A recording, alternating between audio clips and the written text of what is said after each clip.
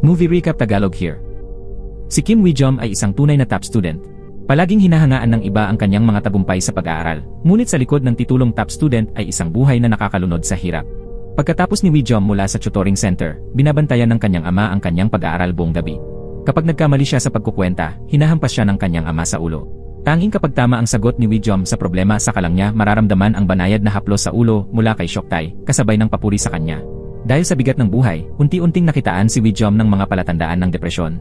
Gusto niyang subukang inumin ang gamot ng kanyang ina, ngunit nang tanungin siya nito kung may problema, hindi sumagot si Wee-jom. Gabi-gabi, parang lagi siyang kinakapos ng hininga, na parang may sumusakal sa kanya. Ang tanging nakakapagpakalma sa kanya ay ang kanyang lumang music player.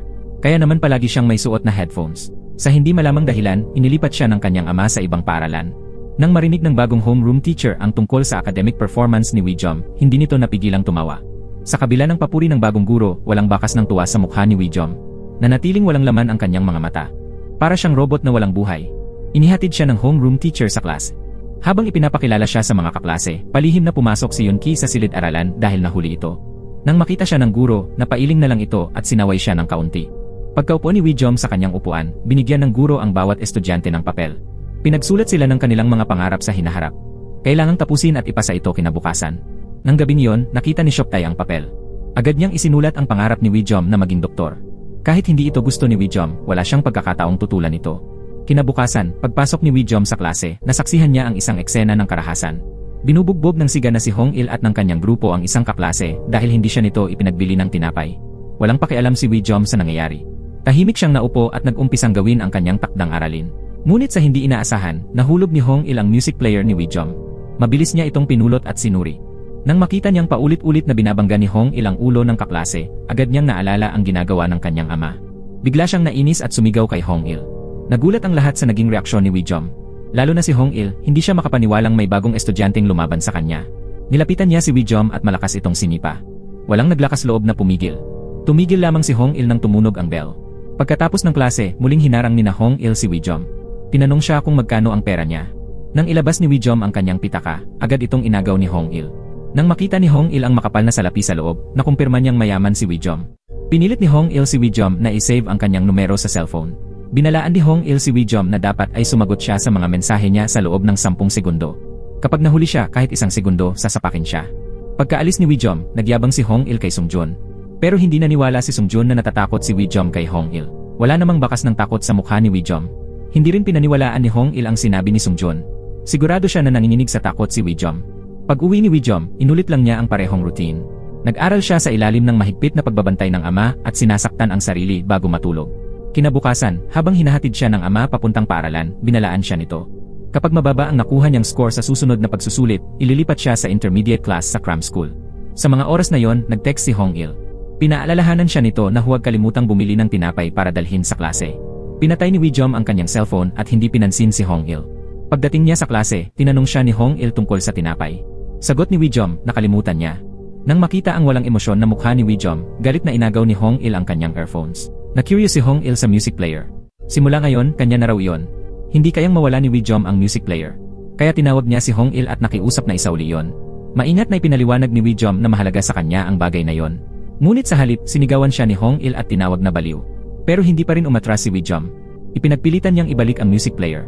Kahit masaktan siya, gusto pa rin niyang mabawi yon. Nang makita ni Hong-il ang determinasyon sa mukha ni Wee-jom, dahan-dahan niyang tinanggal ang earphones. Pagkatapos, sinabi niyang ibabalik niya ito.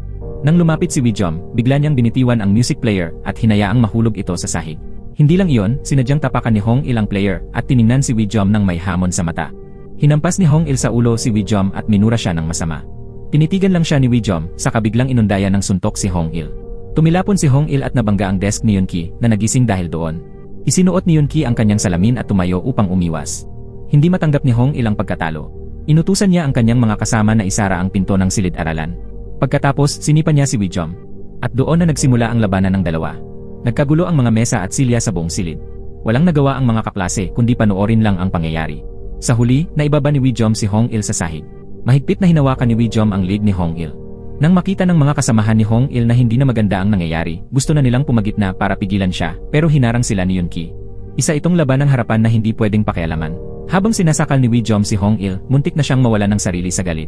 Nang bumalik sa ulirat si Wee-jom, agad niyang binitawan si Hong-il. Pagkatapos, tumakbo siya upang tingnan ang lagay ng kanyang music player. Hindi pa rin sumusuko si Hong-il. Tinangka niyang ihagis ang isang upuan kay Wee-jom pero nabigo siya. Biglang lumingon si Wee-jom at sinuntok siya ng 2 pang beses. Sa pagkakataong ito, tunay nang natalo si Hong-il.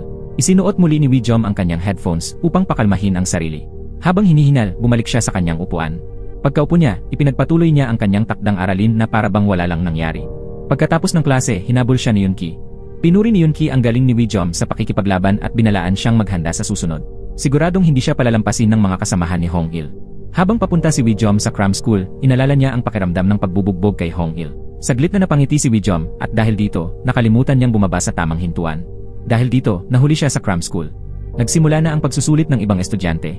Nalaman ng ama ni Wee-jom na nahuli siya sa klase. Pag-uwi ni Wee-jom, agad siyang hinarap ni Seok-tae at tinanong kung bakit siya nahuli. Nagsinungaling si Wee-jom at sinabing nakatulog siya sa bus. Nang mukhang babanggitin muli ni Seok-tae ang tungkol sa pagsusulit, sinadyang lakasan ni Dabin ang volume ng TV. Walang nagawa si Seok-tae kundi sabihing pumasok na si Wee-jom sa silid at mag-aral. Pagkapasok ni Wee-jom sa silid, nakita niya ang kanyang yumaong kapatid. Iniabot ng kapatid niya ang isang music player at sinabing makinig siya sa musika ng buong puso. Hindi inaasahan ni Wee-jom ang muling pagkikita nilang iyon. Marami sanang gustong sabihin si Wee-jom sa kapatid pero bago pa siya makapagsalita, narinig niya ang pagbukas ng pinto, pumasok ang kanyang ama. Isa lang pala itong ilusyon na nilikha ni Wee-jom. Kinabukasan, pagdating pa lang ni Wee-jom sa paaralan ay hinabol na siya agad ni Hong-il at ng kanyang grupo. Nang makita niya si Hong-il, kusang loob siyang humingi ng tawad. Pero ayaw pa ring paawat ni Hong-il. Nang oras na ng recess, nasa banyo si Wee-jom nang lumapit si Sung-joon at sinipa siya. Sinabihan niya ang lahat na lumabas. Habang takot na tumakbo palabas ang mga estudyante, sumingit si Yoon-ki para panoorin ang mangyayari. Lumapit si Sung-joon kay Wee-jom. Tinanong niya kung naging bastos ba siya kay Hong-il. Sagot ni Wee-jom, humingi na siya ng tawad at si Hong-il naman ang nagsimula. Hindi na pinakinggan ni Sung-joon ang kasunod. Agad siyang sumuntok sa mukha ni Wee-jom. Si Sung-joon ay isang martial arts practitioner.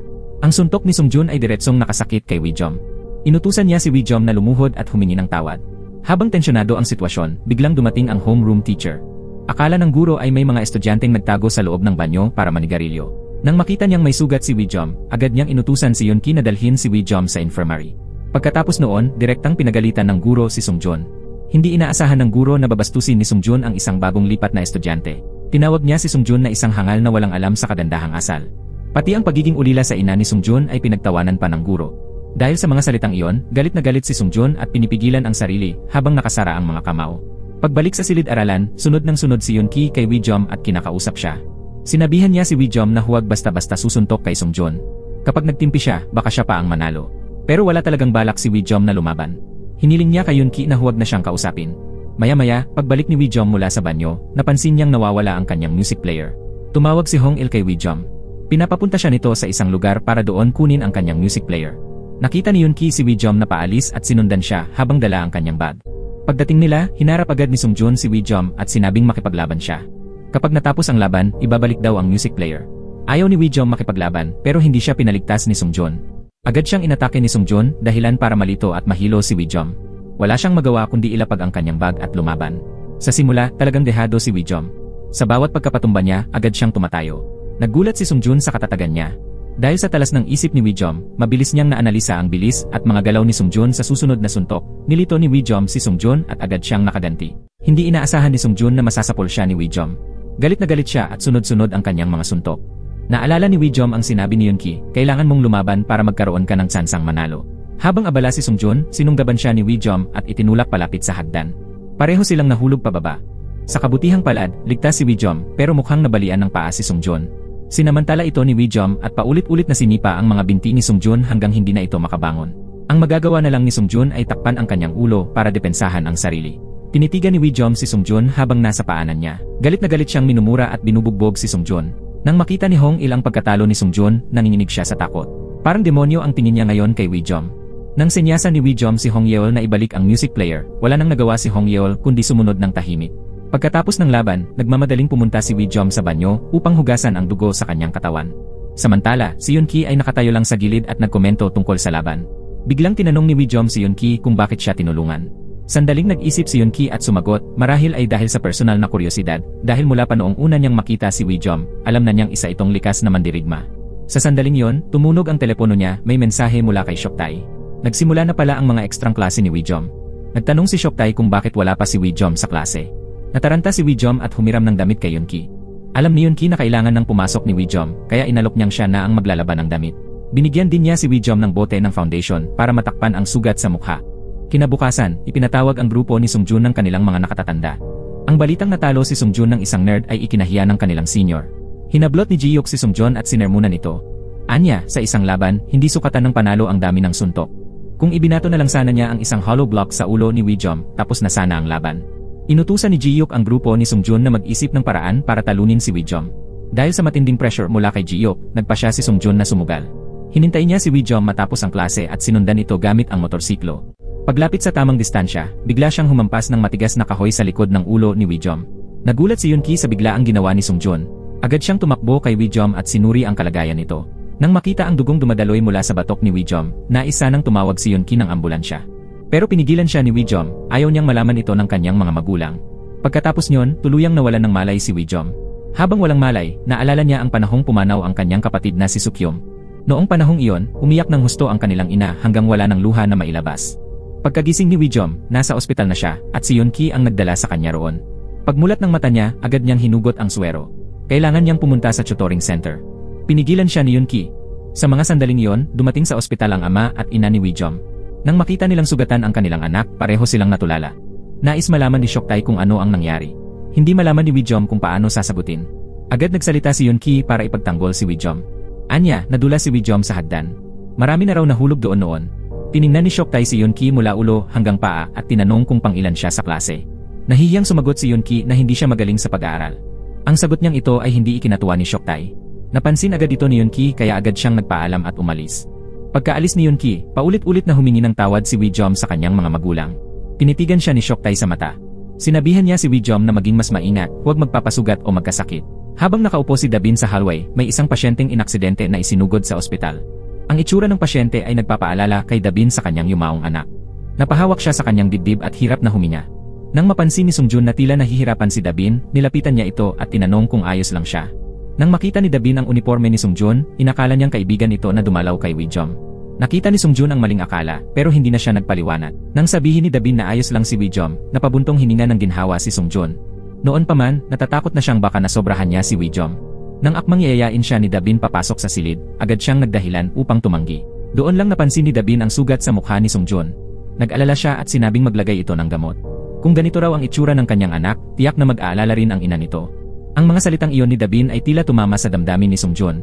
Bigla siyang humingi ng tawad at dali-daling tumalikod at tumakbo palayo. Pagbalik nila sa bahay, pinayuhan ni Dabin si Wijom na magpahinga muna kinabukasan at huwag munang pumasok. Pero sagot ni Wijom, ayos lang daw siya. Hindi siya pwedeng mag-absent, baka bumaba ang kanyang mga grado. Bigla siyang tinawag ni Dabin.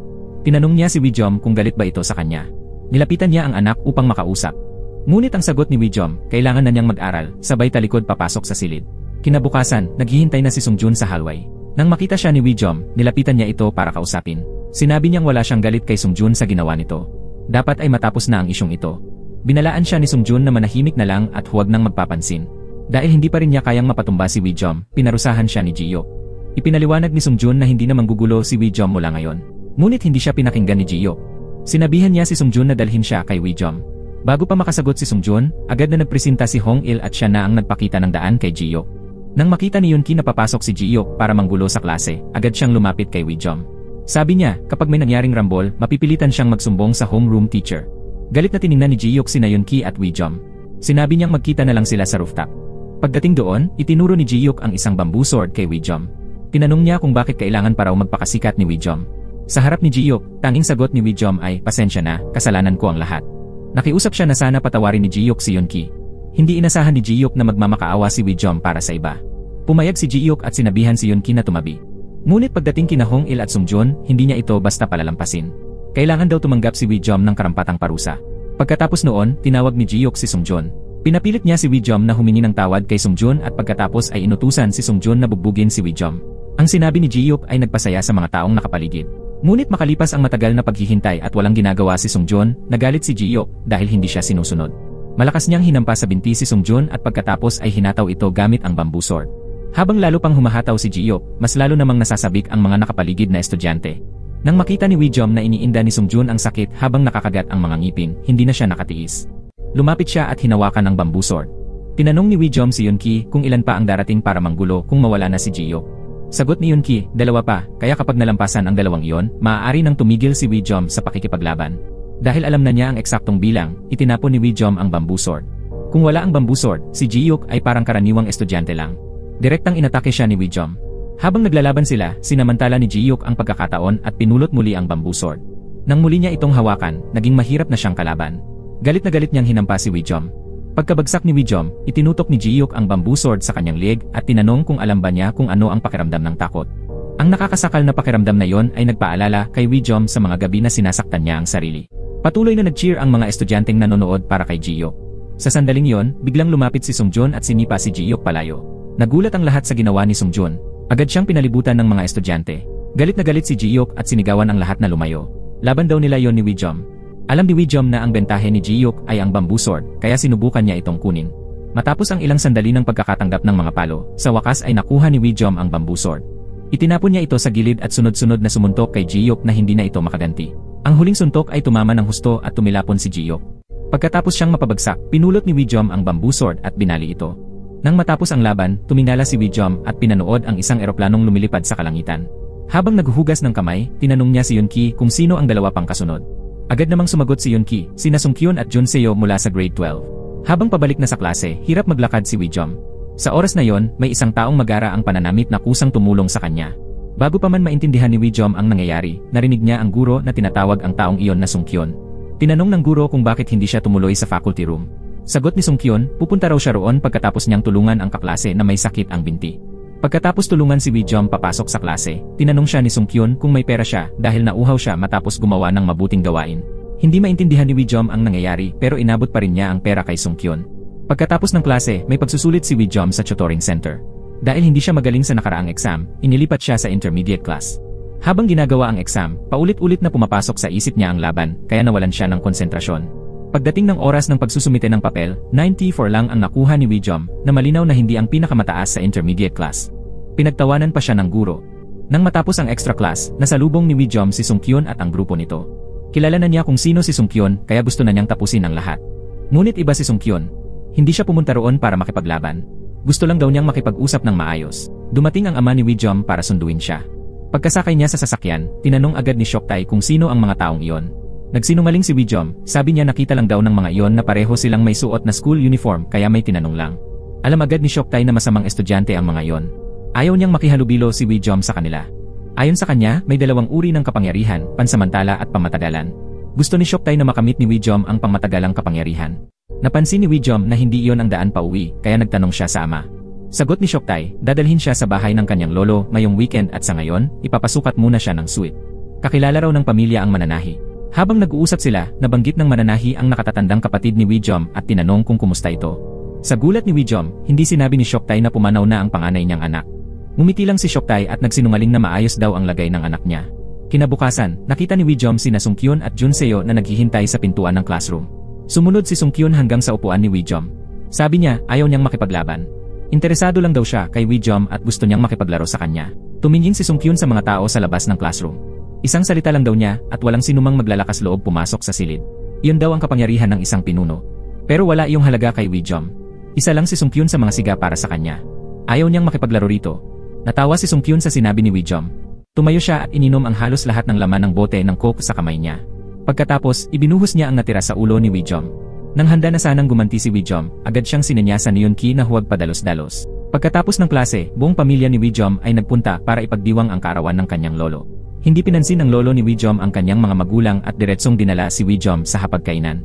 Ang buong pamilya nila ay may tradisyong maging doktor, maliban kay Shoktai na hindi piniling magpatuloy sa larangang medikal. Dahil dito, labis na nadismaya ang lolo ni Wijom. Pati ang paglipat ni Wijom ng paaralan ay hindi katanggap-tanggap para sa kanya. Tumigil lang sa pagreklamo ang lolo nang sabihin ni Wijom na talagang gusto niya ang bagong paaralan. Matapos ang salo-salo, dinala ng lolo si Wijom sa kanyang silid at binuhusan ito ng alak. Tumanggi si Wijom dahil menor de edad pa siya. Nainis ang kanyang lolo sa pagtanggi niya. Kumpara sa ama ni Wijom, mas mahigpit at mapangibabaw ang kanyang lolo. Wala siyang nagawa kundi tanggapin at inumin ang alak. Mula nang magsimula sa negosyo si Shoktai, malaki ang naitulong ng kanyang ama sa kanya. Ngayon, sa isang salita lang ng kanyang lolo, pwede nang mapatigil si Shoktai sa negosyo. Sinabi ng lolo kay Wijom na kapag gusto mong tumakas, mas lalo kang kailangang magtiis. Ang kanyang ama at kuya raw ay hindi nakatiis sa ganoong mga sandali. Tanging sa pagtitiis ka raw magiging isang taong may kapangyarihan. Pinayuhan siya ng lolo na bumalik sa dating paaralan. Kailangan daw niyang mabuhay sa isang mas matinding kompetisyon upang umangat sa buhay. Bukod pa rito, doon din nag-aral ang kanyang nakatatandang kapatid. Tiningnan ni Wijom ang kanyang lolo. Mas gusto niya ang kasalukuyang paaralan. Kung babalik siya sa dati, mamamatay lang siya roon. Hindi inasahan ng kanyang lolo ang sinabi niya. Pakiramdam niya, sinira na ni Shoktay si Wijom. Paglabas mula sa silid ng lolo niya, nakita muli ni Wijom ang imahe ng kanyang kuya sa tabi ng swimming pool. Nilapitan niya ito hanggang sa siya ay mahulog sa swimming pool. Nataranta ang lahat at tinawag ang pangalan niya. Agad siyang iniahon ni Shoktay sa swimming pool. Nang malaman ni Dabin na pinainom ng alak si Wijom ng kanyang lolo, hindi niya napigilang magsalita. Ngunit hindi pa rin inamin ng lolo na mali ang kanyang ginawa. Dapat raw palakihin ang isang anak ng may lakas. Pareho raw mahina ang mga magulang ni Wijom at hindi nila kayang disiplinahin ang anak nila. Dahil sa kahinaang iyon, maagang namatay ang kanyang nakatatandang anak. Dahil sa tensyon, pinayuhan ng tiyuhin ni Wijom ang kanilang lolo na pumasok na sa silid. Kinabukasan, gusto na sanang labanan ni Wijom si Sungkyun. Agad siyang pinigilan ni Yunki. Pinayuhan siya ni Yunki na hintayin munang tuluyang gumaling ang kanyang binti bago makipaglaban. Pero tumanggi si Wijom. Ayaw na raw niyang yumuko pa sa kanila. Dahil doon, nakaramdam ng kahihiyan si Wijom. Pumunta siya sa klase ni Sungkyun at nakita niya itong umiinom ng coke. Inutusan ni Sungkyun ang mga kaklase niya na lumabas ng silid-aralan at pagkatapos ay inalok si Wijom ng coke. Inakala ng lahat na tatanggihan ito ni Wijom. Ngunit sa hindi inaasahang pangyayari, kinuha ni Wijom ang bote ng coke at ibinuhos ito sa ulo ni Sungkyun. Nabigla si Sungkyun sa ginawa ni Wijom. Itinaas niya ang kanyang ulo para saluhin ang coke at masayang tumawa. Gusto ni Wijom na tapusin na ang lahat doon mismo, samantalang gusto ni Sungkyun na lumabas muna. Ngunit pagtalikod ni Sungkyun, hinagis ni Wijom ang walang laman na bote sa kanya. Hindi inakala ni Sungkyun na magiging ganito ka-interesante si Wijom. Ngunit napigilan ang labanan dahil biglang dumating ang guro. Binalaan ng guro si Sungkyun na huwag nang paalisin ang kanyang mga kaklase sa silid-aralan. Sumunod si Sungkyun sa utos ng guro. Pagkaalis ng guro, tinawag niya si Wijom at sinabing puntahan siya sa opisina tuwing tanghalian. Pagdating ng lunch break, magkasamang pumunta sina Wijom at Yunki para hanapin si Sungkyun. Kalma lang si Sungkyun habang nilulutas ang isang Rubik's Cube. Tinanong niya si Wijom sa huling pagkakataon kung gusto ba nitong makipaglaro sa kanya o mamatay na lang doon. Hindi gusto ni Wijom ang pakikipaglaro kay Sungkyun. Gusto niya na tapusin na agad ang lahat dahil kailangan pa niyang umuwi para mag-aral. Pagkarinig ng sagot, inihagis ni Sungkyun ang Rubik's Cube sa mga kasama niya at agad umatake kay Wijom. Pagkatapos ng ilang suntok mula kay Sungkyun, nagawa pa ring pabagsakin ni Wijom si Sungkyun sa sahig. Pero iba si Sungkyun. Isa siyang jiu-jitsu practitioner. Kahit padehado siya, kaya niyang baliktarin ang sitwasyon. Pumihit siya at sinakal si Wijom sa lig. Ang pakiramdam ng kakulangan sa hangin ay muling nagpaalala kay Wijom sa mga pagkakataong sinasaktan niya ang sarili. Piniga ni Sungkyun ang liig ni Wijom hanggang sa tuluyang nanlambot ang katawan nito. Saka lang siya binitiwan at tumayo. Tiningnan ng mga kasama ni Sungkyun si Wijom na nakahandusay sa sahig, natatakot na baka aksidenteng nasakal ito hanggang mamatay. Pagkatapos kay Wijom, si Yunki naman ang pinuntirya ni Sungkyun. Sa totoo lang, interesado rin si Sungkyun kay Yunki. Inalok niya si Yunki na sumali sa kanyang grupo. Tiniyak niyang aalagaan siya ng mabuti ng mga nakatataas. Bagamat mahiyain si Yunki, ayaw rin niyang mapahiya. Inalis niya ang kanyang salamin at naghanda na lumaban kay Sungkyun. Ngunit biglang gumalaw si Wijom sa sahig. Sinubukan niyang ayusin ang kanyang paghinga. Pagkakita nito, sinabi ni Sungkyun kay Yunki na maghintay muna. Kailangan niya munang tapusin si Wijom. Sa ilang galaw lamang, naibaba ni Sungkyun si Wijom sa sahig at pinwersa itong sumuko. Sinakal ni Sungkyun si Wijom habang tinatawanan ito dahil hindi nito alam ang tunay niyang lakas. Sa hindi inaasahang pangyayari, nakabawi si Wijom na ibagsak si Sungkyun sa sahig at sunod-sunod siyang pinagsusuntok sa mukha. Nang makita ni Junseo na hindi maganda ang sitwasyon, lumapit siya para tulungan si Sungkyun. Pero hinarang siya ni Yunki. Si Yunki na ang bahala kay Junseo. Nang malingat si Wijom, sinamantala ni Sungkyun ang pagkakataon para makatakas sa pagkakahawak ni Wijom. Sinabi ni Sungkyun kay Wijom na magpahinga muna at panoorin ang laban ni Junseo at Yunki. Natapos agad ang laban nila at si Yunki ang nanalo. Lalong natuwa si Sungkyun, pakiramdam niya, lalong nagiging interesante ang mga batang ito. Ipinahiwatig ni Sungkyun na gusto pa niyang ipagpatuloy ang laban. Muling nagbanggaan sina Wijom at Sungkyun. Plano ni Sungkyun na baliin ang braso ni Wijom, pero sa huling sandali, siya ang tinamaan pabalik ni Wijom. Ginamit ni Wijom ang isang malakas na sipa para guluhin ang ulirat ni Sungkyun, pagkatapos ay sinakal niya ito, tulad ng ginawa sa kanya noon. Nang mawalan ng malay si Sungkyun, binalaan ni Wijom ang grupo nito na huwag na siyang istorbohin habang nag-aaral. Paglabas ni Wijom sa silid, may eroplanong dumaan sa langit. Napatigil si Wijom at tiningnan ito. Mula nang mamatay ang kanyang kuya, naging traumatized si Dabin. Hindi pa rin siya tuluyang nakakaahon sa sakit, pero kailangan niyang maging matatag para maprotektahan si Wijom. Nagpatingin siya sa isang psychologist at natutong harapin ang kanyang pinagdadaanan.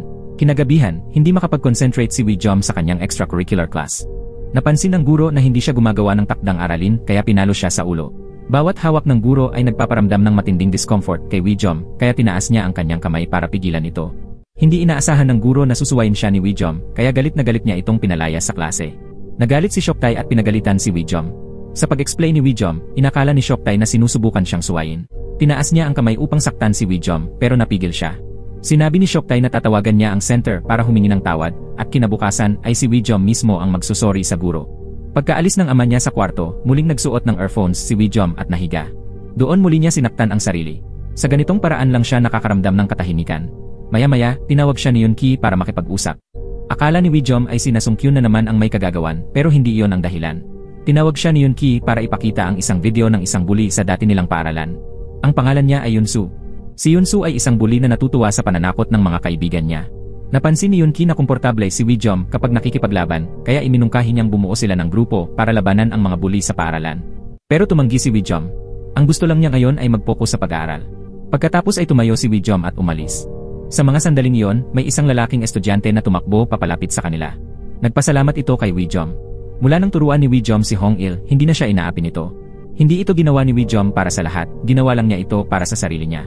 Nang hindi tinanggap ni Wijom ang bote ng tubig, tila nataranta ang estudyante. Nang makita ito, si Yunki ang kumuha ng bote ng tubig. Kinagabihan, isinama ni Shoktae si Wijom sa isang marangyang event. Maraming propesor mula sa isang universidad ng medisina ang dadalo roon. Gusto ni Shoktae na batiin muna ni Wijom ang mga propesor. Isinama rin ng mga propesor ang kanilang mga anak. Kung makikilala ni Wijom ang mga anak nila, makakatulong ito sa kinabukasan niya. Habang binabati ang lahat, di inaasahang nakilala ni Wijom ang isang lalaking nagngangalang Yunsu. Sa maayos na kilos at anyo ni Yunsu, mahirap paniwalaan na siya ang baliw na siga sa video. Anak siya ng isang kilalang propesor at nanalo pa ng isang prestihiyosong parangal para sa isang proyekto ng suporta sa mga may kapansanan. Habang pinupuri ni Shoktae si Yunsu, bigla na lang nabanggit ni Wijom ang tungkol sa karahasang naganap sa paaralan.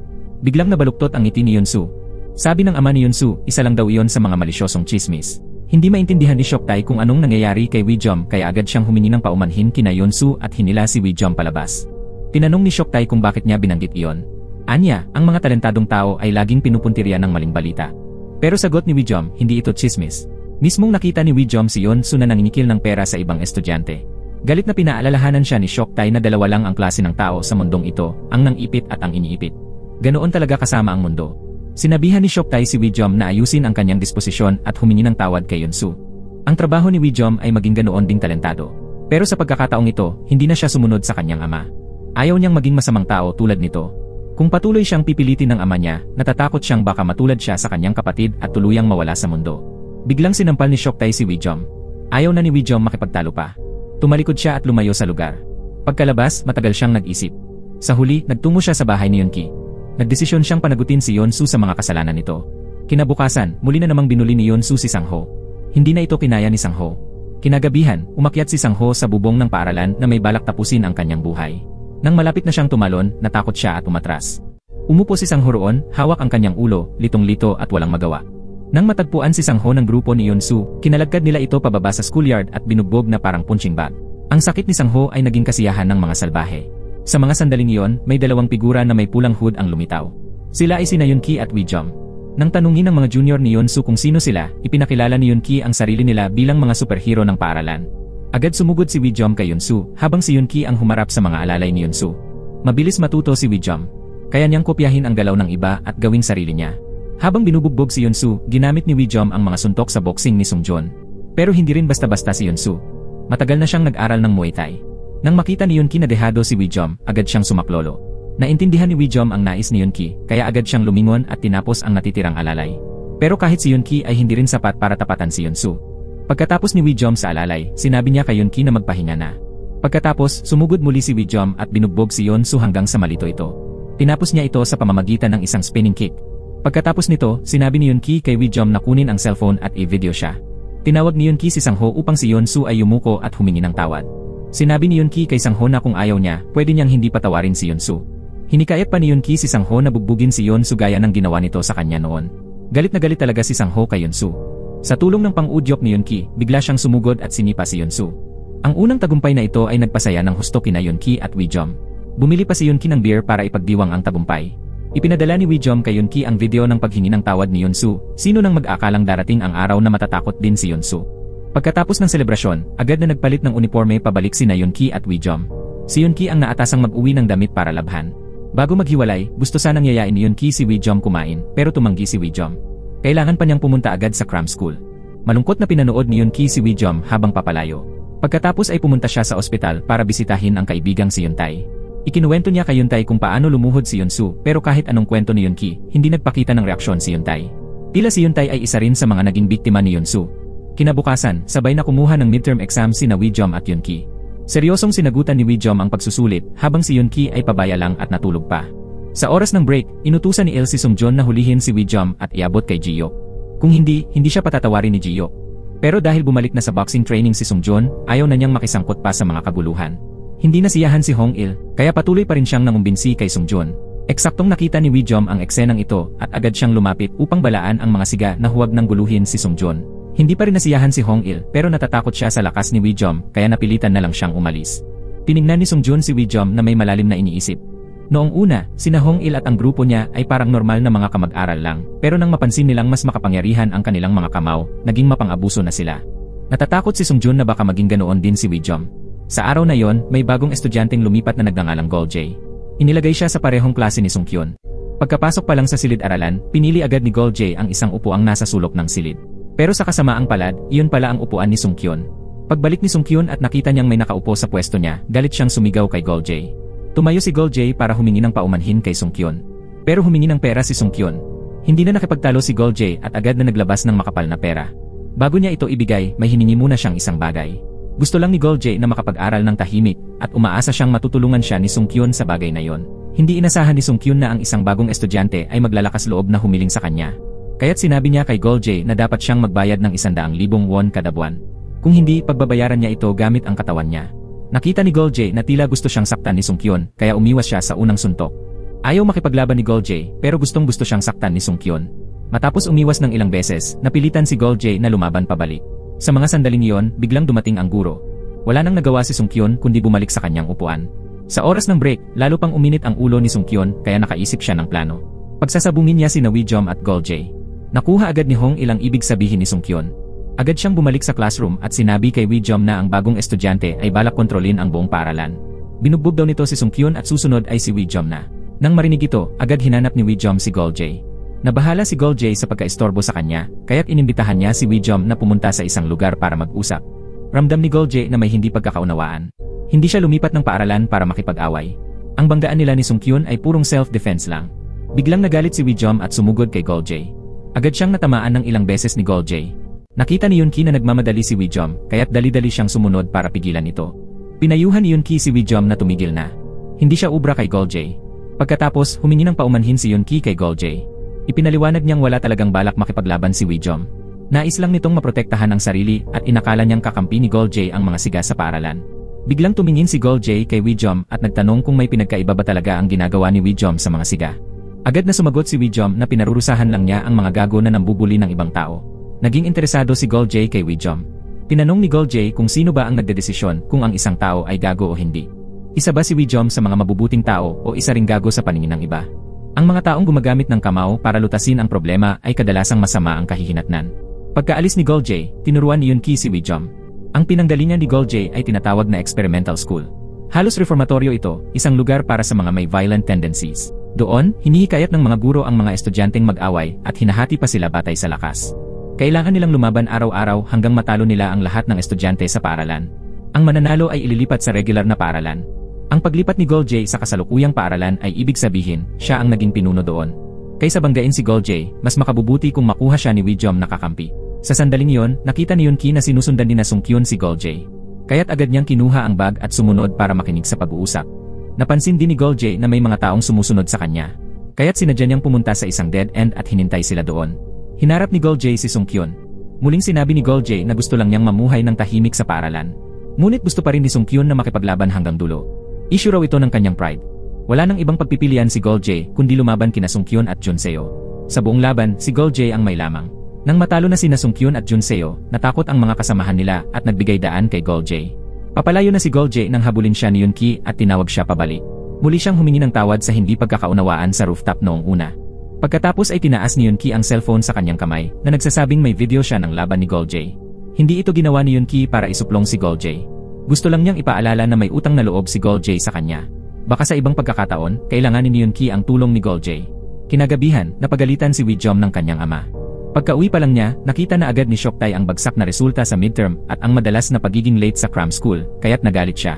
Nang sasaktan na naman sana ni Shoktae si Wijom, biglang nagsalita si Dabin para pigilan siya. Gusto niyang tumigil na si Shoktae sa pagdidisiplina gamit ang karahasan. Baka maging dahilan ito ng depresyon ni Wijom. Sa ilalim ng isang lumang tulay, may isang siga na nagngangalang Duwon na nanghuhold up ng dalawang matabang kamag-aral. Nang makita niyang wala silang pera, galit niyang sinaktan ang mga ito. Sa sandaling iyon, muling lumitaw ang dalawang binatang may suot na pulang maskara. Kinawayan ni Yunki ang dalawang matabang kamag-aral para umalis. Pero nanatili sila para mag-video. Pagkatapos ng ilang saglit ng bakbakan, natalo ang grupo ni Duwon. Pero hindi pa rin sumuko si Duwon. Palihim siyang pumulot ng kahoy na pamalo at sumugod kay Wijom. Nagalit si Wijom. Nagpatuloy siya sa pambubugbog kay Duwon. Sa mga sandaling iyon, naalala ni Wijom ang isang bagay habang tinitingnan si Duwon. Bawat suntok ay tila nagpapakawala ng matagal ng kinikimkim na emosyon ni Wijom. Lalong naging masigla si Wijom habang lumalaban. Sa simula, masayang pumalakpak si Yunki para kay Wijom. Pero di nagtagal, napansin niyang may kakaiba. Parang nawalan ng kontrol si Wijom. Agad siyang pumunta para pigilan ito. Hinila niya si Wijom palayo, pero galit na pinulot ni Wijom ang pamalo sa lupa. Hindi pinansin ni Wijom ang pagpigil ni Yunki at malamig na lumapit kay Duwon.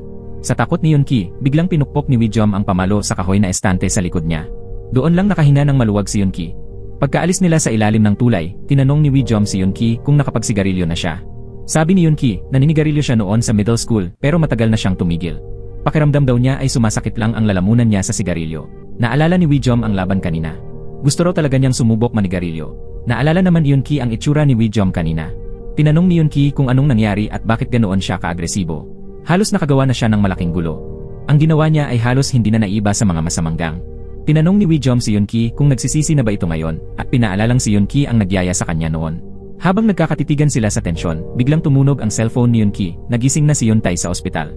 Pagkarinig ng balita, pinagmamadali ni Yunki si Wijom na magbihis. Dali-daling nagtungo si Yunki sa ospital. Nang makilala siya ni Yuntay, napaluha si Yunki sa tuwa. Pagkatapos bumisita kay Yuntay, naalala ni Yunki ang mga nambuli sa kanya noon. Dalawa na lang ang natitirang hindi pa napaparusahan. Samantala, sa bahay nila Wijom, pagkarating ni Shoktae ay sinabi niya kay Dabin na may darating bukas para linisin ang kwarto ng kuya ni Wijom.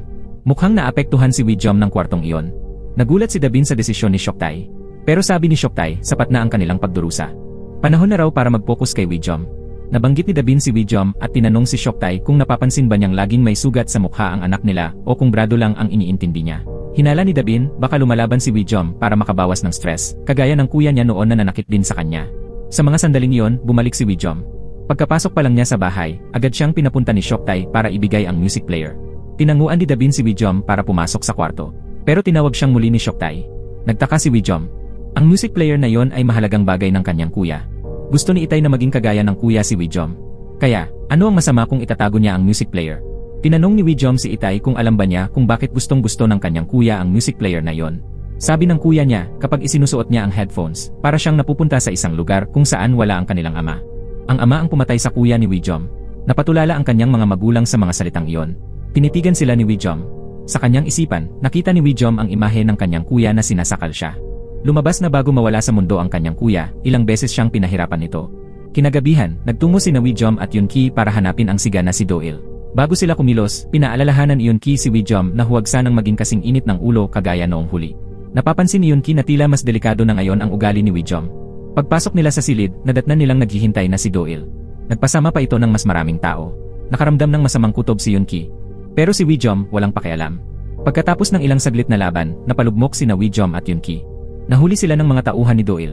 Ipinavideo ni Doil ang nangyayari, saka isa-isang tinanggalan ng maskara ang dalawa. Nang makita ang mukha ni Yunki, agad siyang nakilala ni Doil. Mayabang na tinanong ni Doil kung dumating si Yunki para maghiganti para kay Yuntay, sabay sabing hangal siya dahil hindi niya alam ang kanyang kakayahan. Nang oras na para alisin ang maskara ni Wijom, hindi siya nakilala ni Doil. Agad namang ipinakilala ni Wijom ang sarili bilang superhero ng paaralan. Napatawa ang grupo ni Doil sa sinabi niya. Sinamantala ito ni Wijom para umatake. Nakawala siya mula sa pagkakahawak. Agad silang tumakbo ni Yunki papunta sa bintana. Kinuha ni Yunki ang isang upuan at binasag ang salamin. Mabilis silang tumakas palabas. Hindi sumuko sina Doil. Agad silang humabol kina Wijom at Yunki. Nagkataong dumaan si Sungjun na nagmamaneho ng delivery motor at nakita niya sina Wijom at Yunki na tumatakbo. Mabait na pinihit ni Sungjun ang motor para tulungan sila. Dahil doon, nakataka sina Wijom at Yunki. Pagkatapos nilang makaligtas, gustong ipaliwanag ni Yunki ang lahat. Pero nang marinig ni Wijom si Doil na binanggit ang paghihiganti, agad niyang naintindihan ang tunay na intensyon ni Yunki. Kaya hindi na kailangan pang magpaliwanag ni Yunki. Biglang tinanong ni Wijom si Sungjun kung pwede siyang makitulog sa gabi. Hindi siya pwedeng umuwi sa ganitong kalagayan. Pero natakot din si Sungjun na isama si Wijom sa bahay nila. Sa huli, sa gym na lang natulog sina Wijom at Sungjun. Pinayuhan ni Sungjun si Wijom na huwag nang makipag-away at layuan na rin si Yoonki. Mas mabuting isuot na lang daw niya ang headphones at mag-focus sa pag-aaral, katulad ng dati. Kapag nalampasan na ang takot sa pakikipaglaban, nagiging natural na ito. Habang tumatagal, nagiging nakakaadik pa nga. Umaabot sa puntong kusa mo nang hinahanap ang away. Kung gusto talaga ni Wijom ang pakikipaglaban, pwede naman siyang matutong mag-boxing para hindi siya masyadong malulong sa pakikipagbasag ulo sa kalsada. Habang nag-uusap sila ni Sungjun, ilang beses na tumunog ang cellphone ni Wijom. Pero tumanggi siyang sagutin ito. Sa bandang huli, nag-text na lang si Wijom sa kanyang ama at sinabing sa bahay siya ng kaibigan matutulog. Samantala, sa isang billiards club, dumating ang mga talunan at kinausap si Ki-soo tungkol sa dalawang lalaking nakapulang maskara. Ipinakita ni Do-il kay Ki-soo ang video na kuha niya.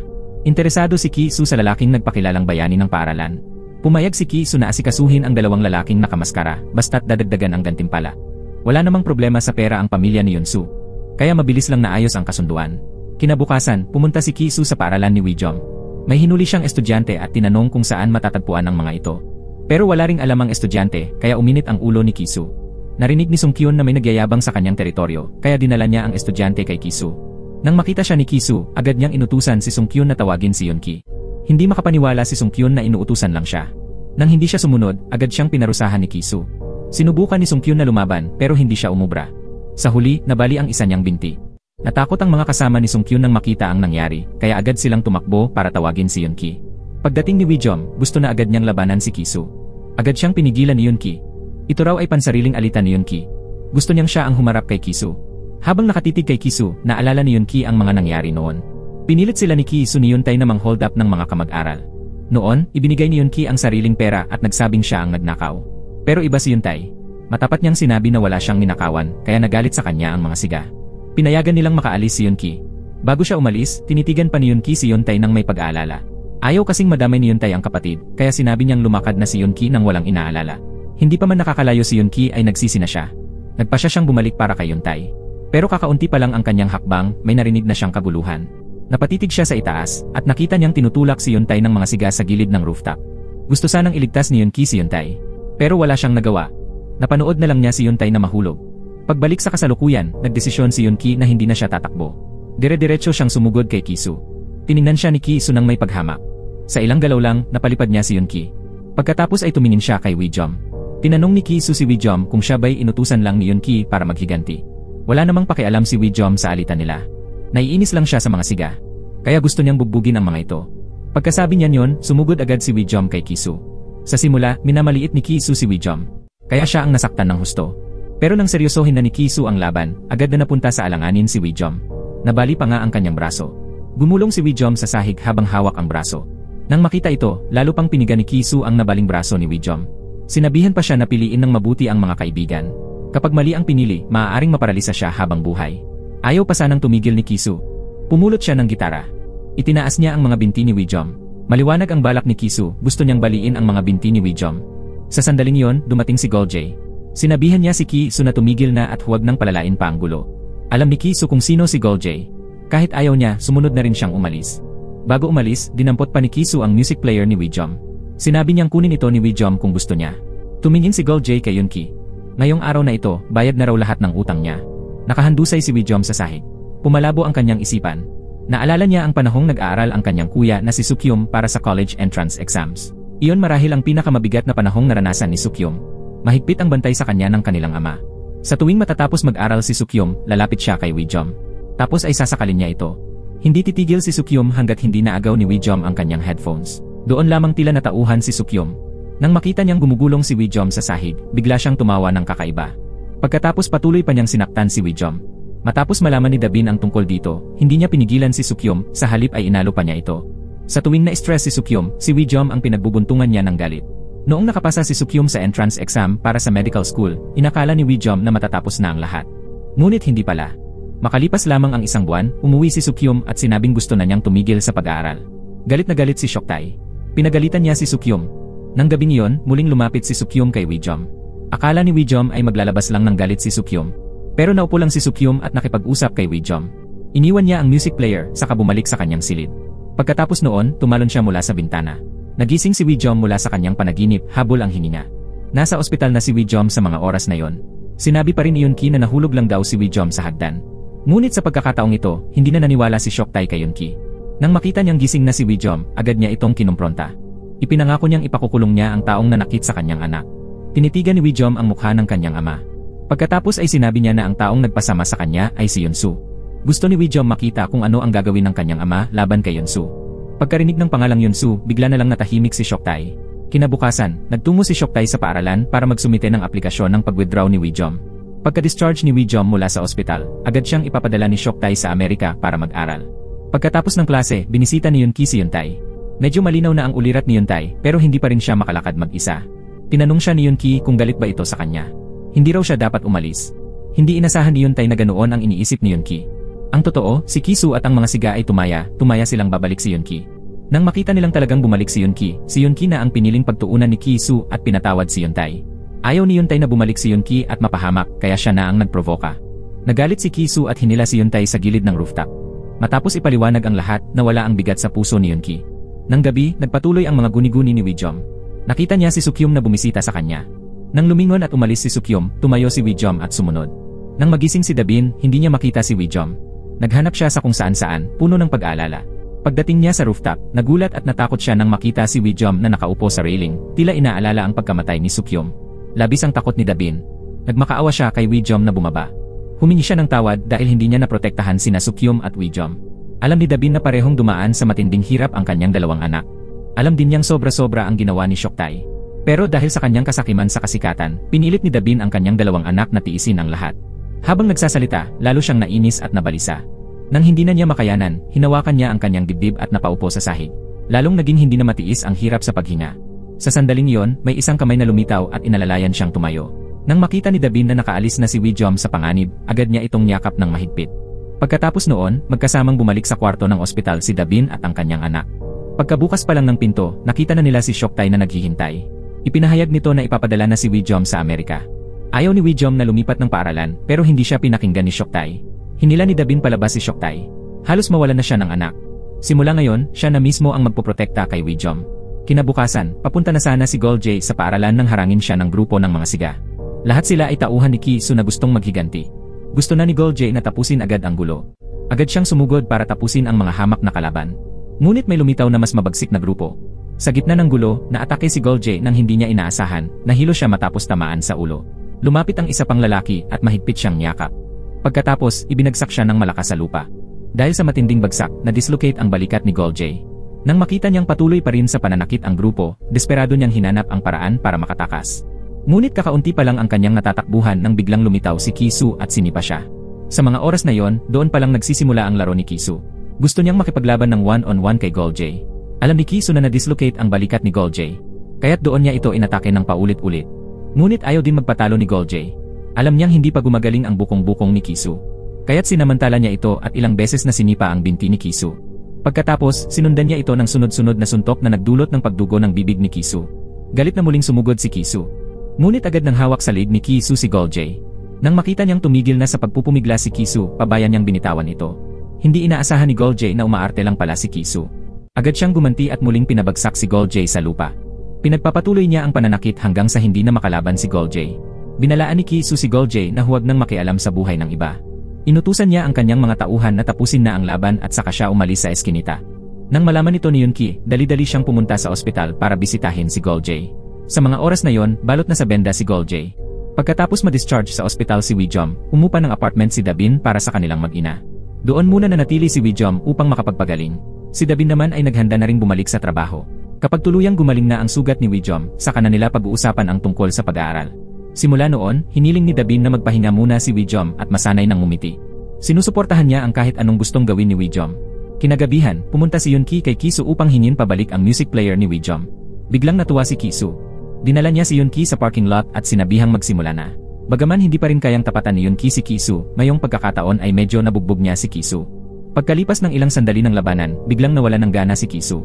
Sinabihan niya si Yunki na kunin na lang ang music player at umalis na agad. Sa mga oras na yon, kaharap naman ni Wijom ang kanyang lolo. May dalang pulis at psychiatrist ang lolo niya at dumating sa apartment ni Dabin. Ginamit ng matanda ang dahilan na may sakit sa pag-iisip si Dabin at nagre-rebelde sa pamilya. Gusto sanang ipaliwanag ni Wijom na walang problema ang kanyang ina, pero wala nang pakialam ang kanyang lolo. Alam ni Dabin na hindi niya ito kayang banggain ng harapan. Kaya tumawag siya kay Atty. Seo at pumayag na sumama pansamantala sa doktor. Tinitigan niya si Wijom nang may matatag na tingin. Babalikan niya ang anak niya sa lalong madaling panahon. Napanood na lamang ni Wijom habang dinadala palayo ang kanyang ina. Pagkatapos noon, hinila na siya pabalik ng kanyang lolo. Nakahanap na raw ito ng magandang paaralan sa Amerika. Habang hindi pa siya umaalis, dapat ay manatili muna siya sa bahay at sumunod.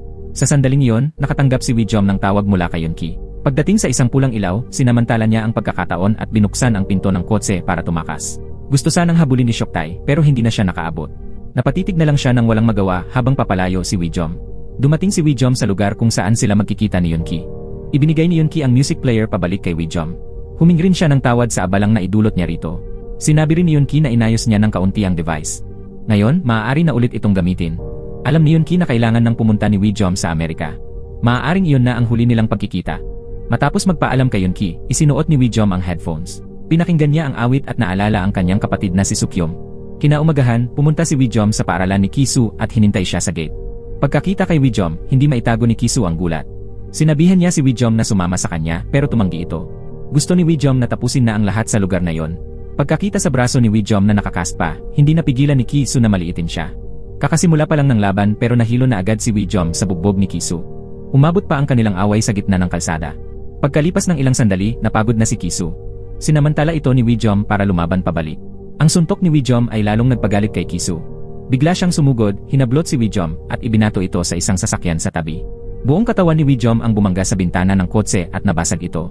Agad na nagsitakbuhan ang mga tao sa paligid. Tumawa si Kisu at sinabing ang pakikipaglaban ang pinakamabisang paraan para maibsan ang stress. Lumapit siya kay Wijom at tinanong kung nag-enjoy ba ito. Sinabi ni Kisu na ang dahilan kung bakit sila mahilig makipag-away ay dahil pare-pareho silang basura. Ang mga salitang iyon ay nagpapaalala kay Wijom sa kanyang ama. Tumawa si Wijom at sinubukang tumayo. Kailanman, ayaw niyang maging katulad ni Kisu. Nagpatuloy ang kanilang laban, ginamit ni Wijom ang nakakast niyang braso para hampasin ng malakas ang ulo ni Kisu. Agad dumugo ang ulo nito. Hinubad ni Wijom ang natitirang plaster sa kanyang braso. Pagkatapos, ibinigay niya ang isang matinding suntok. Bumagsak si Kisu sa lupa. Tumingin siya sa music player ni Wijom. Pakiramdam niya, katulad sila ng makinang iyon, basag na at wala nang makakapag-ayos. Hindi na pinakinggan ni Wijom ang sinasabi niya. Patuloy niyang sinuntok ang mukha ni Kisu. Sa sobrang pagkabigla sa ginagawa ni Wijom, naisip ni Kisu na siguro binubugbog din siya ng pamilya niya. Nakakaawa raw si Wijom. Galit na galit si Wijom at sinigawan siya ng, "Tumahimik ka." Sa sandaling yon, nagkaroon ulit ng guni-guni si Wijom. Nakita niyang naging si Sukyum si Kisu. Pagkatapos, naging si Shoktay si Kisu. Sa huli, naging si Wijom na mismo ang itsura ni Kisu. Mapanirang pinagsuntok ni Wijom si Kisu. Gusto niyang mawala ang mga ilusyon. Akala ng lahat ay tuluyan nang nawalan ng kontrol si Wijom, pero bigla siyang tumigil. Hindi inasahan ni Kisu na hihinto si Wijom. Gusto sana ni Kisu na tapusin ni Wijom ang laban. Ngunit mumiti lang si Wijom ng malamig. Isinuot niya ang headphones niya at bumalik sa pwesto ni Kisu. Nang tila tatapusin na ni Wijom ang lahat, dumating sina Yunki at Shoktay. Pinayuhan siya ni Yunki na tumigil na. Labis ang pagkabigla ni Shoktay. Hindi pa niya kailanman nakita si Wijom sa ganitong anyo. Biglang tumigil si Wijom at tumingala sa langit. Naalala na niya ngayon ang kanyang panaginip. Mahal ni Wijom ang bughaw na langit at ito na ang magiging una niyang paglipad. Tumingin siya sa kanyang ama. Sa gulat ng lahat, inapakan ni Wijom ang dibdib ni Kisu. Makalipas ang ilang panahon, nakahanap ng bagong paaralan si Dabin para kay Wijom. Ito ang espesyal na paaralang pinasukan noon ni Goljay. Sa araw ng paghatid kay Wijom sa paaralan, sinabi ni Dabin na alagaan niya ang kanyang sarili. Hihintayin daw niya itong makabalik. Pagkasakay ni Wijom sa bus, nakita niya si Yunki na nakaupo sa tabi niya. Nagpasa rin pala si Yunki ng aplikasyon para lumipat ng paaralan. Pagdating ng bus sa harap ng gate ng paaralan, inihayag ng homeroom teacher na oras na para bumaba ang lahat. Nang makita niyang may ilang estudyanteng hindi pa nagigising, ginamitan niya ito ng dahas para magising. Sabay na tumingin sina Wijom at Yunki sa gate sa harap nila. Sa paaralang ito, kailangan nilang makipaglaban para makapasok sa top 10. Doon lamang sila magkakaroon ng pagkakataong makalipat. Tiyak na maraming kawili-wiling bagay ang naghihintay sa kanila. At dito nagtatapos ang Season 1. Maraming salamat sa panonood. Hanggang sa muli, paalam.